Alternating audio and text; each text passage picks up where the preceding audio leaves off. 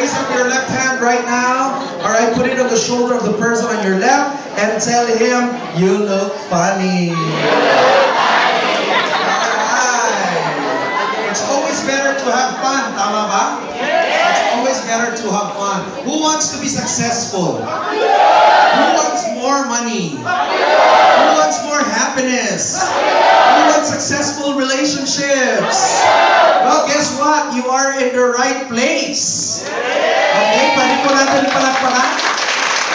You are in the right place because this is a place where people love to be successful and to be with successful people. If you think you're not successful yet, you are with the right company. Okay? So we are your company, we are your family, right?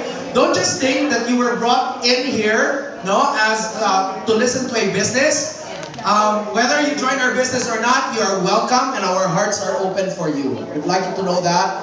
And warmly, gusto nyo naman mong ma-welcome pa kayo. And I'd like to invite everybody in advance because this Saturday will be the official opening of our office. We are just doing soft operation right now. So I'd like to welcome everybody. Come on. It's been a long time since I've done a presentation. When I started USANA 3 years ago, that was the time that I was doing presentation. And because we have a new office, they requested me to do a presentation. So it's my first time to do a presentation after so many years. Pwede ba palakpakan natin? Okay, so do you know that if you want to be successful, you have to be mature, right? And mature doesn't mean that you have to look serious. Mature only means that your mind has to be open. Tama? They said that the goal of education is not just to fill your mind with so much knowledge so that eventually it becomes closed. A truly educated person has an open mind because the goal of education is to replace an empty mind with an open mind. So do you have an open mind tonight? Yes. Tell your neighbor, I have an open mind. Because I am mature. And I'm also happy. Can you please raise your right hand right now? Raise your right hand, put it on the shoulder of the person on your right, and tell him it's good to be mature. Raise your left hand right now, put it on the shoulder of the person on your left, and tell him, you look mature. Alright, so tonight, we will talk about two major things. Number one, about health, and second is about wealth. Right? Have you come to a point where you ask God for something? Kinsay kaampo sa ato adere.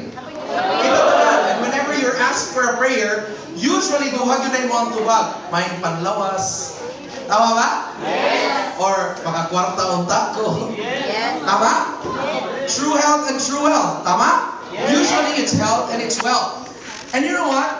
I realize that God always answers our prayers 100% all the time. Do you know that? Yes. However, we don't get the answer to our prayers. You know why?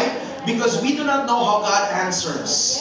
Most of the time when we think, pag minunta, I'm praying to God for good health, we want na pag mata ni mo ugma, okay na dayon ka. Right? Inga na ito ang mindset. Tama? Or when you ask God for good wealth, gusto ni mo pagkaugma, puno na kayo ang imong bulsa o kwarta. Or kaya nakalibre nga credit card, pero bayad gihapon ka. Okay? Di ba usually ganon? But do you know that God answers prayers all the time? But we only need to know how God answers prayers. And do you want to know how God answers prayers? Yes. God answers prayers through opportunities. Yes. Opportunities. Example, Lord, hatagi ko kanang mag-mature gyud ang ako ang gugma Ginoo. Nakampo ba mo ana? Kaya para ma-accept yung mga ubang tao. Kabalo ka, the Lord will answer your prayer and He will give you an opportunity. You know what kind of opportunity? He will give you a mother-in-law na lisod yun kayo higugmaon. So that it's an opportunity na ma-stretch ni mo ang imohang love. Tama ba? God answers through opportunities, right? Yung ka, Lord, ang tagi gigug taas kay